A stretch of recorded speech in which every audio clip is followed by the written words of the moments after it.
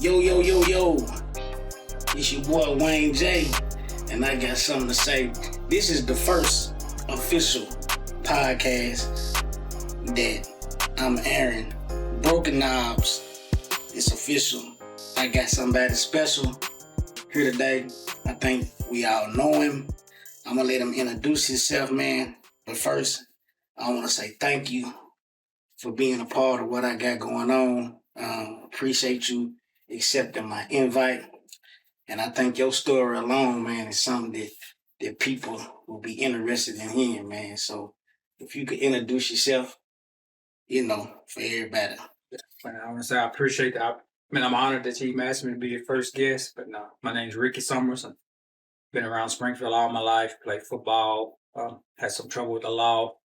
God changed my life, and I'm going to try to give y'all a good story about how God brought me from where I was to where I am. Cool. And you a graduate of Springfield High. Yes, sir. Alumni football. Yes, sir. Man, I played football Springfield High, man, and while I was there, I would hear stories about the legendary Ricky Summers, man. Said you was a beast out there, man. Yes, man. Yes, they said I was. I enjoyed it, man. Yeah. So we're gonna go ahead and kick this thing off, man. So you graduate in 1981. Yes, sir.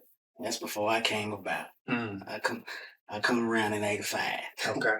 But it's 1981. Right.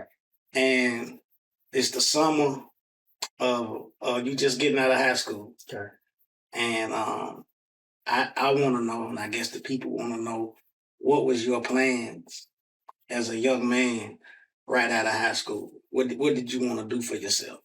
Well, out of high school, though, I wanted to go to college. I got a scholarship to Austin Peay. Mm-hmm. Played down there a couple of years, but I didn't get to stay. But my plans was to go to college, play football for 4 years, and hopefully go to the NFL. Mm-hmm. But it didn't quite work out that way. Right. Right. So you stayed for 2 years. Yes, sir. What was the events that happened that caused you to leave college or quit college? Well, my first wife, my first wife being Sylvia, she got pregnant with my first daughter. That was in 1983. So I decided to come home and get a job, because my grandmama and granddaddy wouldn't allow me to stay up there like that. Right. They didn't play about stuff like that. So I had to come home. I kind of walked away. A lot of dreams died then, but I had to do what I had to do. Right. So you quit school to focus on, responsibility. Your wife was pregnant. And you feel like, I need to man up, come home. Right. Make sure she's straight. Make sure my family's straight. Right. When you come home and you decide to get a job. Right. What job did you land? Your first job? My first job was at Tapping. It's Electrolux now. They didn't change the name about 3 times, but it was Tapping at that time. Mm-hmm. I worked there for a couple of years and, didn't like it. You don't like nothing you do when you think you're going to the NFL. Right. Or either the MLB, but I didn't like it, but I had to do it. But I did it for about 2.5 years. So 2.5 years. Yes, sir. So after 2.5 years, you felt like, that you done had enough of the job life or the factory life. And I guess at that point, I guess I want to ask you, what inspired you at that moment in your life that you wanted to give a game a try? Well, like I say, it was kind of came through a broken dream. Like I've always dreamed of being rich, being a millionaire, being a superstar. I always had dreams of me, playing pro football. And when that didn't happen, for whatever reason, my mind was trying to focus on how can I make that kind of money without playing pro football. Right.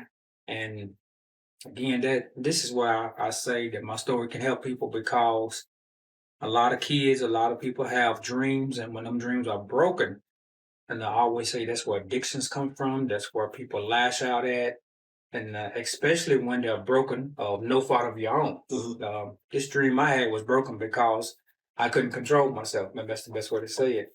But I started selling drugs to kind of fill that void of having all kinds of money, and that's where it came from. It started from a neighbor I had who was he was owning he was using the stuff he was selling, so he gave it to me to hold, and he would send customers to my house. I lived right next door to him, and after a length of time, I just started getting my own, and he took me to meet a guy over in Nashville, and I think the first night being on my own, I made $1,000.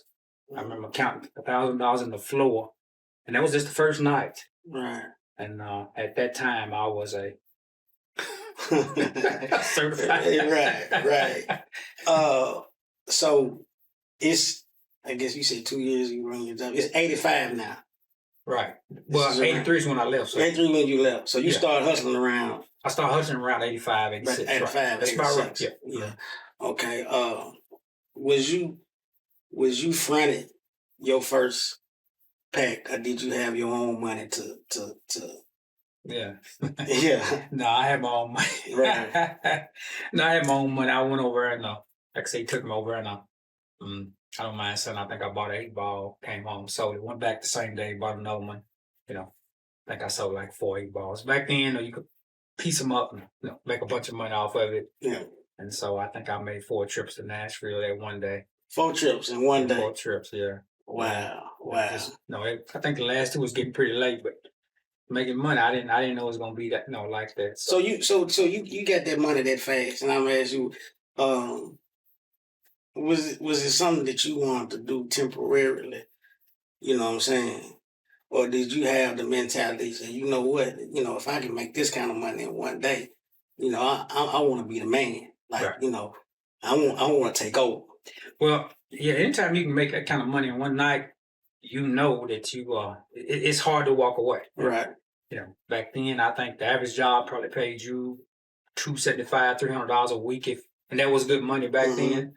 And so if you can make $1,000 in one day, yeah, I was saying, man, I'm gonna go ahead and mash this up and make this work.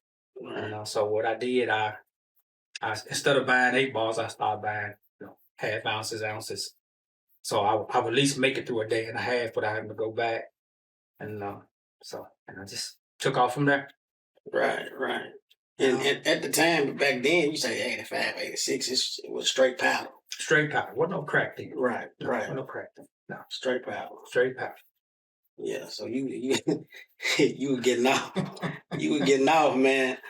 I guess, man, you say this is 85, 86. How long was it before you was able to, buy weight? Buy large quantities versus you starting out slow. Because you say you was buying 8-balls in the beginning. Yeah, right. You know what I'm saying? So I guess it took you a little while. Right. You know what I mean? Right. So how long did it take you before you started buying weight? Around 87, 88, I started getting up to, 2 ounces and then half ounce. Started getting up because I had kind of, I guess you say, made my mind up. At that time, it wasn't no weight dealers in Springfield. Everybody had to go to Nashville or whatever to get weight. So I started buying, I say around 87, 88. And around 90, 91, it just really just kind of blew up.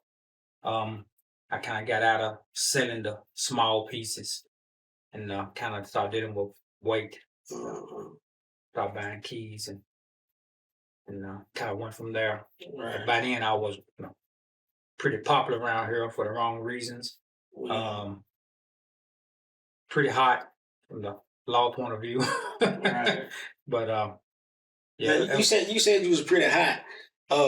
And did you run yourself hot? Was you getting too messy? Was you so deep in that you wasn't, thinking about your movements and how you moved? You know what I'm saying? Or was you just that big of a man to where you had so many customers and people that you was dealing with that you draw that attention to yourself? No, I don't think I ran myself hot because I stayed in at night. Right. I didn't. After it got dark, I'd close it down. I didn't do nothing after dark. Once I got into the weight, I mean. Yeah. But what it was, I think I kind of it's kind of a mystery. I kind of rose up so fast, and my name just got out there on the streets, and Right. I had some cars and things, but I didn't drive them up down the road. I kept them in storage building, kept them hidden. I may get out on the weekends in them, but as far as flaunting it and showing off, I didn't do too much. Yeah. So it just came from just being out there. At this time, I've been out there for what, close to 10 years, Right. and ain't had no trouble with the law. It was hard on me, but I ain't had no trouble with them. So yes, that was a minute.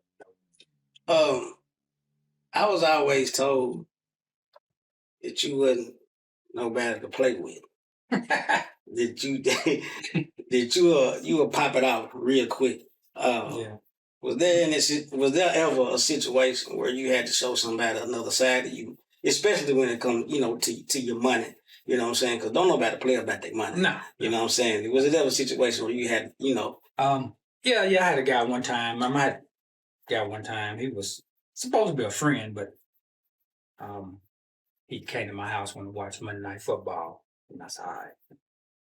Kids was there, and he went to the bathroom, came. At that point, I trusted him so much, I had some stuff laying out on the stove. Mm. So he went to the bathroom, came back, and when he came from the bathroom, he just took Right. a couple ounces, I guess you say. I had a little, like a cigar box. Mm. And I didn't know it. He sat down. I think he watched the rest of the game, and I didn't know it. About 2 hours out there left. And what I did after that, man, I started searching for him, and I let it be known that I was looking for him, and kind of put some rumors out there, put some information out there that anybody who would tell me where he was and can take me to him, I would give him an 8-ball. And so that's kind of what happened. I finally found him and took care of my business with him. But I had to do that in this game right here. If you don't do certain things like that, people kind of think you're weak. And I'm not for sure. I hope nobody I'm promoting this, but we speaking of where I was then, right. And I had to make sure that I had those kids there. I had 4 small kids by the end, by my first wife. They're all grown now, which my son Bubba, he's no longer with us. But Kevin, for the ones who don't know him by Bubba, but I had to let people know, hey, you can't come here and do that. So you've been ripping and running. You knee deep, waist deep in the game. At this point, how much money would you say you have made, or did you have in your possession at the time? Well, it's hard to say how much I made. I don't know, but the most I would say that I probably had it one time and could count it up, but I had it in different places, and my auntie keep it, and other people keeping it, and cousin would keep some sometime, and had some hid in the ground behind my grandma's house in between them woods between Dark Street and 19th. And I'm going to say between all that, when I got that first charge, I think the police took about $25,000 off of them at that time, just in cash, and I don't count what they took in cocaine. So I'm going to say a total one time that I know I hadn't seen it, could lay eyes on it and touch it, probably about $80,000. And this is 90, 91? 91, 92, yeah. Yeah, that man. Yes. That was a lot of money back in the early 90s. A lot of money. That kind of money. Yeah, I had no sense with it though. I was crazy, but I had it. Yeah, you was the man. With $80,000 in 91, 92 was a lot of money. Yeah, a lot of money. Right. Yeah. Mm-hmm. Yeah. Yeah, most definitely. Yeah. So you went to the penitentiary. Done some time. Yes, sir. What was the events that led up to you being locked up? How did they get a whiff? Yeah. And I know you said that you was hot. Yeah, super hot. But what led to the initial charge? Like I said, I was hot, and like I said, there was since several little people trying to get me and follow me and all that. Like I said, that time I had called dope trailer. a lot of people, when I say this right here, are really gonna grab this one. For one, special people from Springfield, down on Snake Road, and I had a little trader down there, but they sent a relative of mine, a first cousin of mine. He came and set me up. Didn't know it. He came, he didn't buy much. I only dealt with him because he was a relative. At that time, I was selling more than what he was coming to buy. I was just trying to because he was related to me. But when he left, about 2 hours later, the police came. That's how I got my first charge. Wow. And how I know he did it because they read the serial numbers off the money that he gave me. And then they said, okay, that's when they charged me. And then they handcuffed me, read the serial numbers off, then they searched the house. And so that's when they got me right there. That was my first charge. Cold-blooded. Yes, sir. Cold-blooded, man. Yeah. Ended up getting 25 years behind that. Mm-hmm. 25 years. I got a 25-year sentence. Like I said, I did have a lot of money, had a lot of cocaine, and they've been trying to get me a while. And 25 years, I've done 5 years and 9 months on that 25-year sentence. And then I got out. So you did 5 years and 9 months. Yeah. On the 25-year sentence that they give. Yeah, 5 years and 9 months. And while I was there, I was caught in between. Matter of fact, when I first got to prison, you know what? I had so many connections for a while there, man. I was hustling in prison, man. I had so many connections. I knew so many people, and I hustled in right there for. Was you still hustling the powder food? Because I guess with 89, 90 was when crack. Did you ever sell crack cocaine, or was it straight powder? I never sold crack. Yes, that crack got to be cooked and all that. I never sold crack. At this time, I'm talking about crack would get you way more time than powder would. Right. And so no, I never sold. I just sold powder. And like I said, when I was in prison, I was actually selling it again for a while. And like I said, I had so many connections with so many people from Nashville and different places, and but that didn't last long. Or in prison, I had some guys. I knew a way to get it in. Just a real criminal, man. That's what I was, man. Yeah. Just a real criminal, man.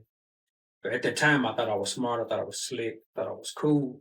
Just real stupid, really. But this is my life story. It is what it is. Yeah. And to get to where I am, I got to tell it all. Right. So you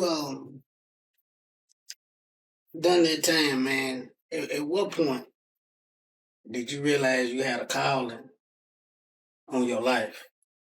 Well, doing that 5 years and 9 months, Wayne, I'm gonna say those last 2 years, I started reading about it. Read it. I had got hooked up with some guys named Jonathan Waters and Ricky Brown. They was real Christian guys, and Jonathan kept telling me, man, there's something, you got something on your life, man. You got to glow in your life. He kept me inviting me to their Bible studies. That was the 5 years and 9 months sentence.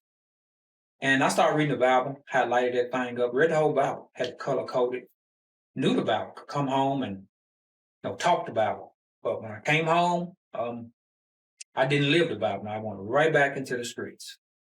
Right back to hustling again. This time I did it a different way. I kind of put a business out there, what I called RS Mobile Detailing, bought me a truck, trailer, put me some water behind it, pressure washers, and kind of covered it up like that. And I did that for 10 years, and I was still hustling. I was just low key, and I did that for 10 years, before the second time I went.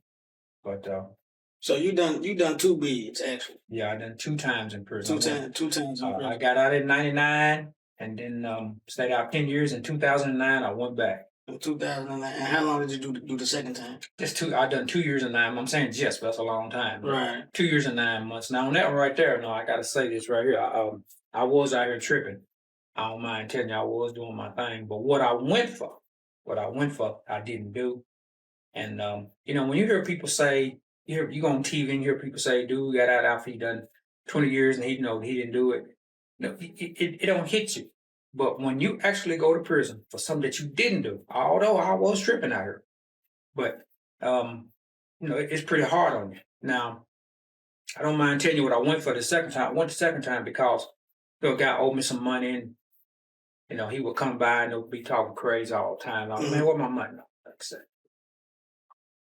he made a little racist remark one time, so I caught him and done what I had to do, and he had an income tax check in his pocket. Give me, took it, cashed it. He went to the police. I took it out of his mailbox, and that's what I went for the second time. Wow. Now, when the police came, they actually found drugs in the house when they came to arrest me. This is in 2009 again. At this point, I'm married. My first wife is divorced. I'm married. I married Keonda. Got 2 kids by her, at least in Malaysia. They was little girls then.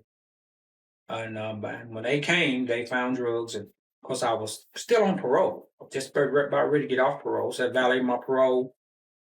Had that new charge. I went.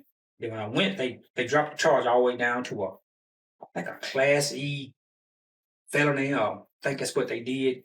And when I finally went to court on it, dropped it all the way down. I think they kind of realized that he didn't do it, and it didn't happen the way they said it did. Right. And went to court on it, and they let me on out of there, man. So you just chilling. Yeah. You got your own business. You're hustling on the side. You're doing Right. your thing. You know what I'm saying? You running to this guy or whatever, and you taking a check from him is what got you. He owed me more than I took the check for. But yeah. And when they got there, you know what I'm saying, they found drugs. They found drugs. Yeah. Plus, they seen my bank account while I put the check in my bank account. Yeah. So that's what happened, man. Tripping, man, just crazy, man. And like, so I wouldn't even, if he had been talking crazy, I'd let it go. Right. When you're in the drug game, people owe you money, but he would talk crazy, so I didn't like it. So, right now, if I owe you money and I start talking crazy, you're going to have a problem. You know what I'm saying? You already got a problem because I ain't paid you, but if I start talking stupid, man, you know what? Keep on, So. Yeah, most definitely. Yeah, so, I just took that little money. Right. So you come home, after doing, you say, 2 years. Well, before I come home, let me tell you this. Now, I had that encounter with God in that 2-year time. Okay. After I went the second time, this is where y'all gonna hear the transformation. I remember waking up one day and I told God I was just tired of being who I am. I'm tired of running. I'm tired of lying. I'm tired of, just trying to cover up everything. And at this point now, when I'm telling God this, let me tell you all this too. But at this point, when I'm telling God this, I had a stolen check charge and I had a drug charge. And the drug charge, where I was living at the time, was in the school zone. Mm-hmm. So I was facing 25 years. I forget what they said it was, at 100%. Back then, school zone was a real charge, And so, which I went to court. I had a good lawyer, Bo Taylor. He got me off for that. He beat the drug charge. But in the meantime, while I was there, I just told God that I was tired. Tired of who I was, tired of acting out, tired of tripping. I didn't want to sell drugs no more. And, man, I always tell people I think that's what God was waiting for me to hear. Now, I believe now. I'm one of them people now that believe now that, I got enough perspective on who God is, God's character, that he orchestrated these events because he couldn't get my attention before that. And I'm going to take y'all back to bring y'all forward here in just a little bit. Because before this happened, I had 3 dreams about this guy with a black hat.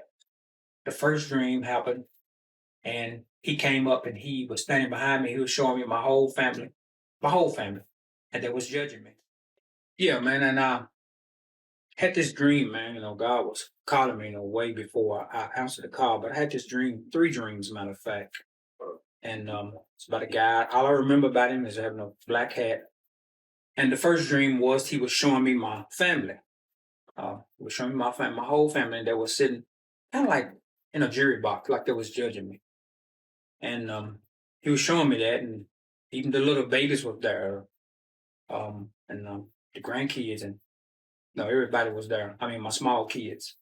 And didn't pay no attention. Then this same guy, I picked him up in a green Ford Taurus, which at that time I didn't even have. I picked him up right down there by, if anybody from Springfield, by WDBL radio station. coming into Springfield. I picked him up right there. I drove. He was talking to me, telling me what I was doing. I was running from him. A lot was going to change if I didn't answer this call. And I was talking, man, get out of my car. Tell you what, and I put him out right there on Fifth Avenue and Pitt Lane. Matter of fact, at a pawn shop in that green Ford Taurus. When I put him out, that building was empty. Put him out right there in that parking lot. Okay. That building now is a pawn shop, but before it was a pawn shop, a guy opened a car lot. And where I put this man out in the dream at, that's exactly where I bought the green Ford Taurus that I was driving in the dream. And I didn't realize that I was even fulfilling that dream until after I bought the Ford Taurus. So hold up. You having the dream about this man and this car. Right. You don't even own this car yet. No. You don't even know you finna buy this car. No. And the car lot, the lot was empty in the dream. Yeah. And you buy a car off of this lot. Yeah. Wow. Where I let him out at. I bought a green Ford Taurus, and I remember I bought it at the time. Let me tell you why I bought the Ford Taurus, because I was still doing the mobile detailing, and I was trying to expand that thing. And my ex-brother-in-law, he's no longer here, James Ray Wright. He kept saying, man, you got this big shop down here. Man, we need taxi service. So I was I bought 3 or 4 cars, a couple of Lincolns, and we was trying to open up a taxi service. I was just trying to try it. He said he was going to rent it from me. So that's why I even bought the Ford Taurus. I was trying to just keep expanding that business. At that point, I'm really, in my mind, trying to get out of the drug game. I'm really trying to do it right. But at the same time, it's like us men sometimes, see relationship going bad with one girl, you want to go have one, you want to have a spare towel here. Yeah. So I want to make sure that if it did go bad, the business I had, I could fall back on the drugs. But yeah, man, I bought that Ford Taurus for that. So then in the meantime, I ran into this guy. He asked, man, why don't you run my store for me? I'm going to pay you to manage my store out here at the end of town also. It's called Country Couple. It's going out of town. Last store before you hit the interstate. And I see this guy again. This time I wasn't dreaming. And I was running the store, had cameras, security systems. He walked in, went back to the cooler, and I took the phone, called Ken, because I've been telling Ken about that. I said, Ken, this guy I've been dreaming about, he's in the store. She said, what? No, I don't think she paid no attention. I really can't remember what she said, but I was so scared. By the time I hung the phone up, he was gone. Yeah. And I was so scared that I never went and looked at the camera to see if I see him walk in. I never went. Every time I got to that part of the camera, because in the convenience store, you got security cameras. I didn't even go look. I just couldn't do it. I was so scared. I couldn't sleep at night. And of course, soon, not too long after that, is when these events taking place that I told you about with the guy with the check. And then I go back to prison. Yeah. But what I'm trying to show y'all is that God was calling me then. He had 3 calls on me at that point. In the meantime, I had guys like Reverend Jarvis Summers and Reverend Jeff Kennedy, we call Trey Dog. They both came and told me, hey man, God's going to use you to preach. The Lord showed me this. When Jarvis told me, I didn't talk real good to Jarvis. No, I didn't talk real good to Jarvis. I don't know why. I just wasn't trying to hear it. But when Trail told me, Trail had a different way of telling me, was mobile detailing a lot. Trail would pull up and, try to help him. Trail would pull up and help us detail cars and wouldn't let me pay. And he would just do it. He did that a lot. I think he was already assigned to my life. We're going to get back to him soon. But when Trail told me, I kind of paid some attention. He was saying, man, you're going to have some decisions to make. I remember him telling me that.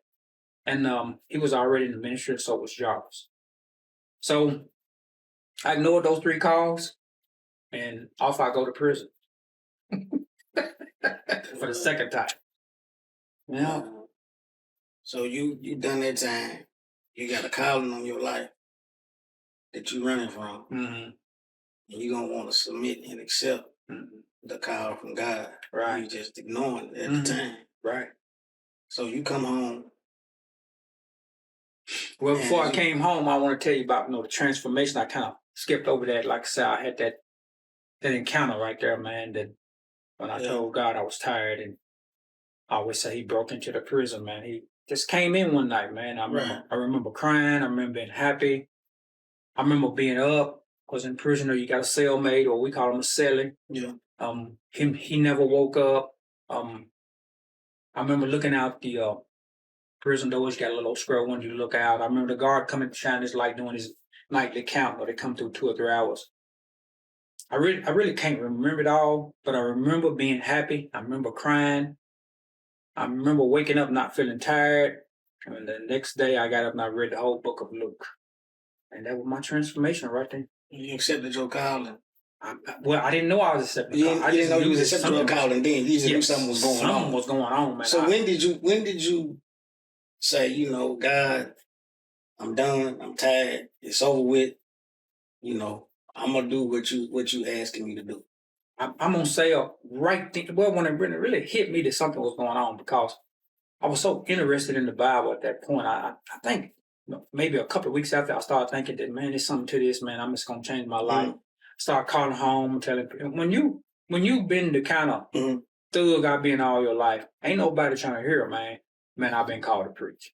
Ain't nobody trying to hear that. You call it from prison and say, God done called you. Ain't nobody trying to hear you. Yeah, because they feel like it's prison talk. It's jail talk. How he talking. You know what I'm saying? Yeah. So what I did, I quit telling people. The only person I told to actually believe was my mother. And she just told me to be careful with it. Everybody else was, all right, Ricky. Come on, man. Just wasting up money. It costs money to call home for prison. So, all right, Ricky. And I had an encounter before. I had seen my pastor right now, Reverend Stratton. I'd seen him preach a sermon over my wife's granddaddy. And I remember watching him preach. This was before this. This was about the 1st of 2009 when her granddaddy died. And I remember watching him preach. And I remember thinking, I can do that. I remember thinking it was something he was doing, man, that just had me just almost locked in. I can do this. Something about what he's doing. So when this did happen, when I finally did get people to start talking to him, the first thing I asked Kim, I said, Reverend Stratton still a pastor, Greater South? She said, yeah. And that's when I get home, I'm coming. At this point now, I'm still looking at 25 years at 100% too. At this point, I got a probation violation at 25 years at 100% because of school zone charges. Charge hadn't been dropped in. So when you telling people you gonna go to Greater South and you looking at 25 and 100, ain't nobody just trying to hear that neither. You know what I'm saying? So anyway, fast forward. Of course we know God didn't. I didn't do no 25 at 100. Ended up doing 2 years and 9 months, but God changed me right then, man. I started preaching in prison. Didn't know I was preaching. We had a Tuesday night, a guy come in every Tuesday night in prison. I think it was called Rockford Ministries. I can't remember. But he had a guy that had a chaplain day, and he was sick that night. Somebody said, hey, man, he would always preach on Tuesday nights. Somebody told him he would come in with a choir, go in the chapel. Man, Ricky Summers, man, dude got something. So I just got him over my mouth, man.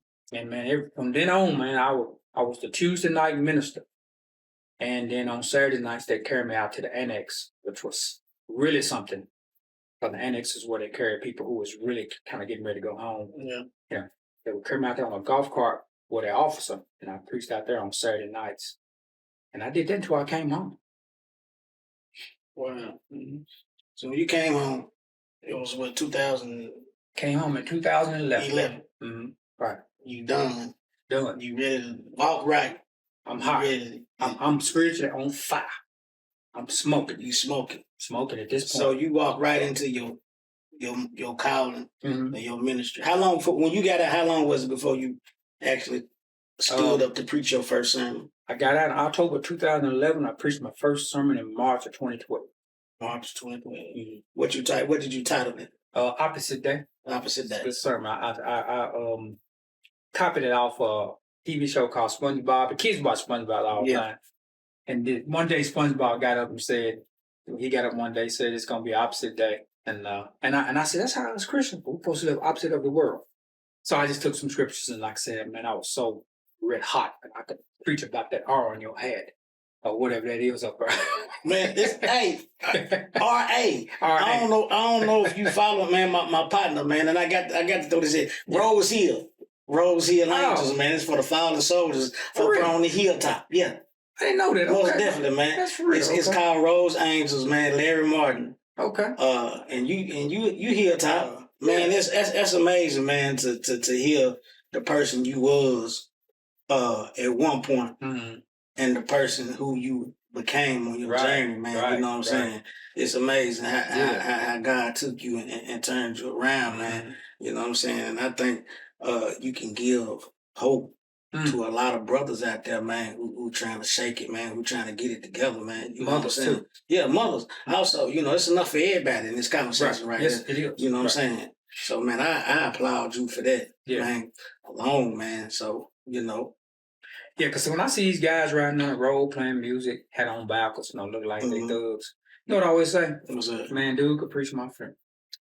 Dude might he might have to do my daughter's wedding. Because I was that guy, man. Right. And man, I done preached a lot of funerals. I did a lot of eulogies, man, with people who, when they called me and asked me if you went back 15 years ago, they would never thought they'd been asking me to do it. So, man, you have to be careful how you judging people. And I'm going to say this right here, too. When God called an old, wretched thug like me and been out in the streets, for some reason, sometimes it's a little harder for church people, religious people to receive it. You know, the street people can grab it quicker. Right. I don't know why. That's right. I ain't trying to knock nobody out there. No. I ain't trying to say. No. But I had more pushback Man. from people who I thought was going to support me than I did from just a straight up rascal off the street. Right. Man, go ahead on, Rick. Man, you it anyway. I knew it was something about you. No. But I'm saying that now. So when anybody out there who's been into a lot and God has got his hand on your life, you just gotta go on with it, man. Mm-hmm. No, and sometimes when people who has been in ministry or been in church a while don't fully support you, or like they should,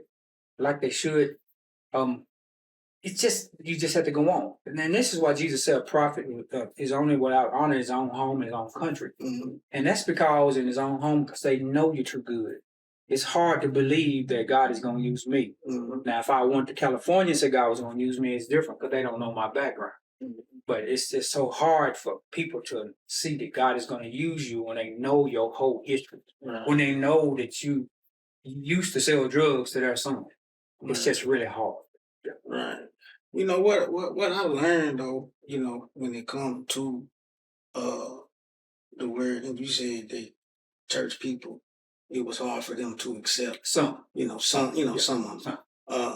But I think that your walk is, you know, you have to get on people's level. Yeah. You know what I'm saying? Mm-hmm. It's easier for people out of the streets to receive that word because you can speak their language. Mm-hmm. You done right. walked their path before. Right. You know what I'm saying? It's hard for a pastor who's never, you know what I'm saying, I'm not going to say never done anything, mm-hmm. you know what I'm saying? I don't have a background, but he can't walk up to a gentleman who's struggling mm-hmm. with life, you know what I'm saying, and try to tell him, you know what I'm saying, to get his life together, you know what I'm saying? But they looking at like, man, who are you? You know what I'm saying? And I've seen that before. I've seen ministers try to encourage, you know what I'm saying, brothers out here, man, and they be like, man, who's dude? Yeah. You know what I mean? But coming, you know, for somebody like you, who done ran the streets, you know what I'm saying? You can speak their language and they, you know what I'm saying, meet them halfway. Yeah. Because even now, when you see some of the young guys, if they don't know anything about being in the streets, they parents do. Mm-hmm. So you can kind of talk to them a little bit, you know, because you're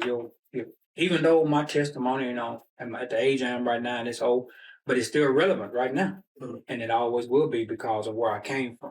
Because you got so many brothers out here, you know, out here in the streets. You're right about that. A little street credibility helps when you're trying to talk about somebody from the streets. So I want to ask you, and you ain't got an answer, man. You know what I'm saying? I know this might be a tough question for you. But you lost your son in the streets to gun violence. Yes, sir. And I know you was very young in your ministry then. Yeah. What was your thoughts? You know, you still trying to walk with God. Right. Do the right thing, but it's human nature. Right. You know what I'm saying? It's people to want revenge. You know what I'm saying? How hard was you struggling and wrestling with that situation at that time? Yeah, it was a tough time, you know. Excuse me, it was a tough time. You really want to kind of get out there and take care of your business. Mm-hmm. Defend your son's honor. Any father would do that. I had just enough God. I guess God, I always say God's timing is perfect because that happened before I changed. I don't know what would have happened. Right. And it was hard. It's still hard to this day.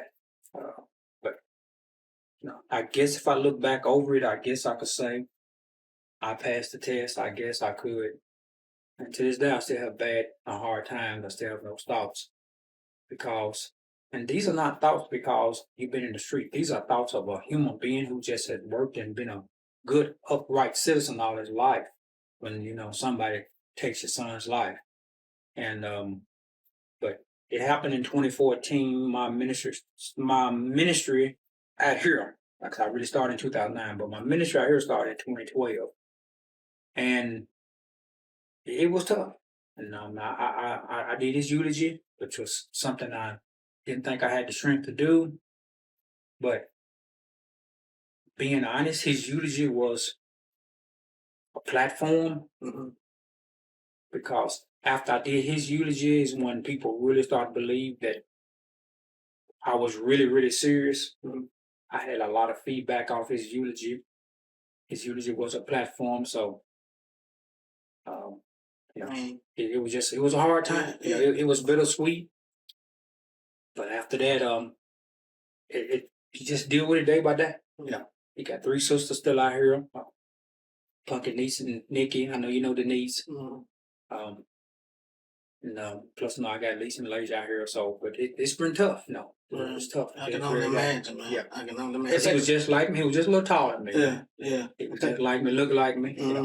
And pretty tough. Yeah. Man, it take a strong man. It gotta take a strong man, individual to stand and give a eulogy over his son. It is. Man. You know what I'm saying? Keep a straight face. Yeah. Keep from breaking down. Right. It was a tough time. Tough time. It's just something I never thought of. Right. You just don't never know, man. That's why you can't take no day for granted. You don't never know how God's gonna work it out. So and that was my first eulogy I ever did. So didn't know what to do. I just did what God told me to do. So, man, what's your goals as a minister? What's your goals? Man, as a minister right now, what I really want to do, man, I want to, if you get anybody who hear me talk enough, I want to help young people. I want to get young people in the church. I want to start flag football leagues. And the reason why I say that, I remember years ago, I went down to this flag football league that my grandsons was in, the nieces, sons, and Pumpkin's son. I think Pumpkin's son was in it. And I was talking to the pastor there, and he was telling me how many people joined his church, the mothers and fathers, after this flag football league. Then I thought this right here. I said, okay, McDonald's got popular because of kids' meals. It is. Because I remember the first McDonald's commercial was, "You deserve a break today." It was programmed toward the mother. It was a woman taking an apron off. She'd run out of the kitchen at McDonald's.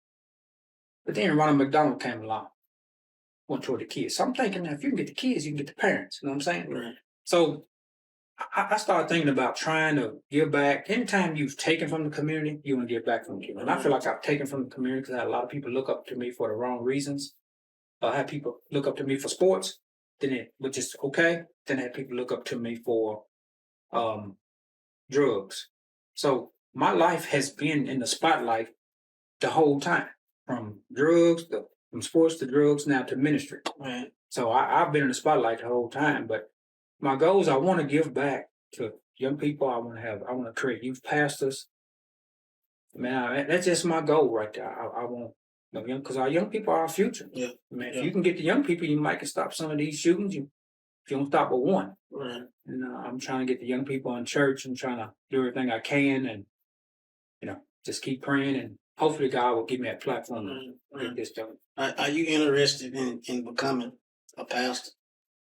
Yeah. For a time, I know you're in the social ministry at South Baptist. Yeah, Great South. Yeah. Do you want your own church someday? Yeah. I mean, I got a couple of churches. I've been going 2 or 3 churches back and forth that don't have pastors, but my heart is with Greater South. No, they took me in, and I always say they got me spoiled. Reverend Stratton, the pastor there, Troy Hyde, and all guys there. They got me spoiled, and but yeah, I'm very interested. I think God has that. I really think God has that in His plan for me. Yeah, because I'm on several people's radar. So Yeah. Who was your mentor? Who did you go to, man? You know what I'm saying? For your ministry growth or whatever. Who you say you call and chop it up with and talk to, and when you struggle with something, especially when you started your journey. You know what I'm saying? It was, I know it had to be somebody that was that leaning crutch. You know what I'm saying? Yeah, it was Trail Dog, man. Reverend Kennedy, man. I know the ones I have sprinkling on Miss Trail Dog, man. Trail Dog was right there. Yeah. I mean, Trail Dog was there like 2 days after I got out of prison because he said God sent him to me. Right. And of course, me and Trail had been friends way before, so it wasn't like we had to know. And Trail Dog has been right there the whole time. His thing, Trail Dog's thing that I remember the most is be you, do you. Go ahead and preach like you. Because when you first get home and you see how certain people preach, you want to emulate that. And Trail Dog said, no, just do you, man. If you just do you, man, you'd be surprised what happened. He just kept on telling me that, kept on. And I think I preached my first 2 or 3 summers where I wasn't really being me. And they actually showed. But once I really got comfortable being me, because I'm a very free mover, God has, I'm not bragging, I'm giving God all the glory, but He has given me an anointing where, He just uses me. I mean, in other words, when I read it, I've got it, So, and He taught me to be me, and then at the same time, while Treadall was grooming me and shaping me, then Reverend Stratton, which is the pastor of Greater South, we got real close. And Reverend Stratton has gave me many opportunities to preach. He gave me responsibilities in the church. And I'm a person that I just want to help. Just like I told you, man, I'm going to help you with this right here. When you need my help, you let me know. I appreciate that, man. And I'm one person that anything positive, I'm going to try to help. If it spreads me a little thin, that's okay. I don't want to lay down and have regrets and die. Right. So I want to say I've done all I could with the gift God gave me. But Reverend Stratton has gave me plenty of opportunities, man. I can call him, man. He's been my spiritual father. He's trained me. He trained me how to do, funerals and, commit bodies. And, so he has really, really gave me the keys to the kingdom, I would say. Mm-hmm. So Trail Dog and Reverend Stratton, one for those 2 guys, I don't know if I'll be right. It's real, man. Right. It's real, man. Right. It's an honor. Mm. Those people who not necessarily got you where you are today. Right. You know what I'm saying? But kind of assisted you along the way, man. Right. It's deep to have somebody in your corner. Like right. We all need somebody. You know what I mean? Right. In the corner, man. What have you learned the most since your new walk? What would you say, like, you've learned? Really, man, just being me. Just be myself. Don't change nothing.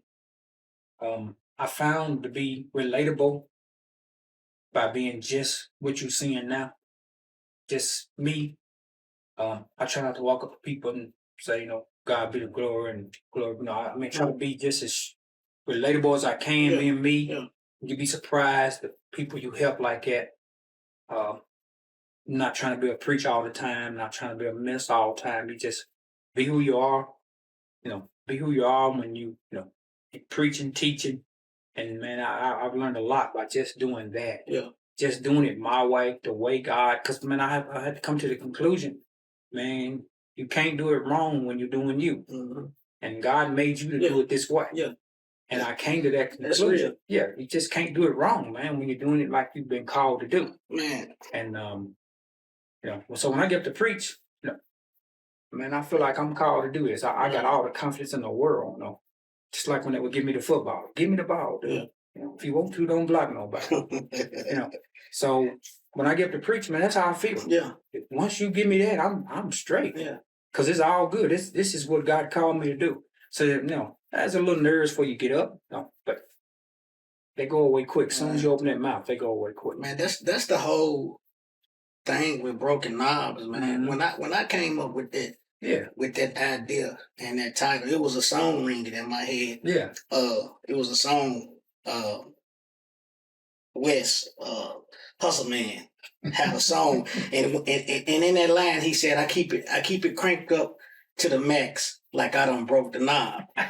And if you now seriously, Right. if you ever had a stereo or old radio, if the knob was broken, you can't adjust the volume. You're right. You gotta take it like it is. Right. So when you run into people, you want them to be exactly who they are at that time. Nothing sugarcoated. Right. You're saying nothing extra. You know what I'm saying? Nothing more, nothing less. You want it just like it come. You know what I'm saying? And that's what I can see with you. You know what I'm saying? Right. You who you are. You know what I'm saying? You Ricky Summers. You know what I'm saying? You ain't trying to be nothing extra. You know what I mean? So that's what Broken Knobs is alone, man. You know what I'm saying? And this is a platform for everybody, man. You know what I'm saying? Young adult, old, whatever, man. I got a lot of stuff that I want to be able to bring to the table, man. You know what I'm saying? It don't matter what the situation is. Right. But come as you are, whatever that way, however it go. You know. Any news?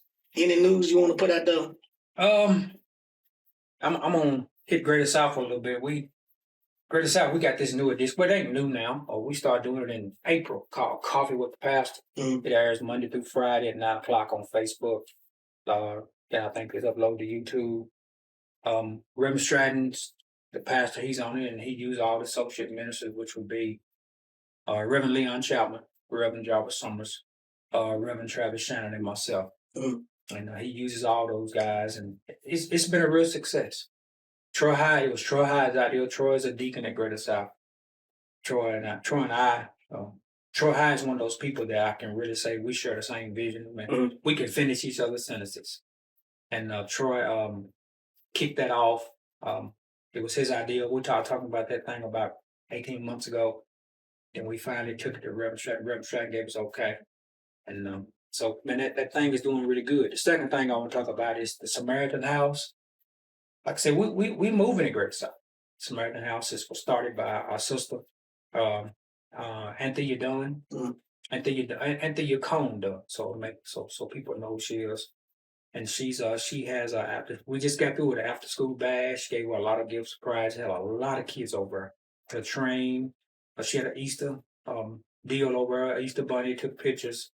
So she is really, really moving forward. Everything she's doing is donated.